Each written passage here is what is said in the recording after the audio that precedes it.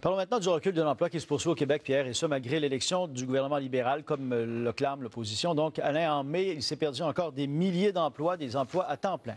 Oui, et c'est ça le problème, Pierre, c'est que le déclin de l'emploi au Québec se poursuit. Entre autres, pour le mois de mai, selon les données de Statistique Canada, il s'est perdu 27 000 emplois à temps plein. Il s'en est créé 26 000 à temps partiel, ce qui veut dire qu'au net, là, on a 800 emplois de plus que le mois dernier. Au total, au cours des derniers mois, c'est 69 200 emplois. Et souvenez-vous, lors de la campagne électorale, le gouvernement Couillard avait promis la création de 250 000 emplois et disant qu'en élisant un gouvernement libéral, ça fera en sorte de stimuler l'économie et de stimuler l'emploi au Québec. L'opposition, aujourd'hui, a dénoncé l'abolition des crédits d'impôt de 20 entre autres, pour le secteur du multimédia. Et le Parti québécois a dénoncé la mise au rencard de leur programme des Gazelles qui visait à aider 500 petites entreprises. Je propose d'écouter François Legault, suivi du député de Saint-Jean du Parti québécois.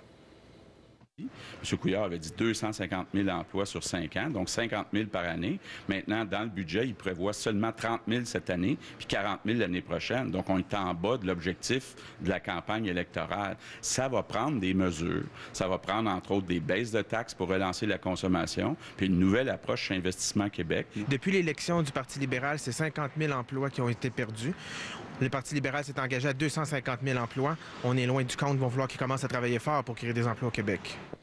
Le gouvernement qui affirme qu'il a mis en place des mesures qui vont favoriser la création d'emplois, mais que ça peut prendre du temps, des semaines ou des mois, Alain, j'imagine. Oui, absolument. Et pensons au dernier budget. Ce que le ministre de l'Économie a dit en Chambre ce matin, c'est qu'il y a des mesures structurantes qui vont permettre de relancer l'emploi. 150 millions pour des projets novateurs, 370 millions en capital de risque, 1 milliard dans le fonds mines et hydrocarbures, 570 millions de travaux sylvicoles. Mais le ministre de l'Emploi a reconnu que ce n'était pas une bonne nouvelle. Et le ministre des Finances a dit que les libéraux ne pouvaient pas changer avec un coup de baguette magique. On va les écouter. On l'écoute.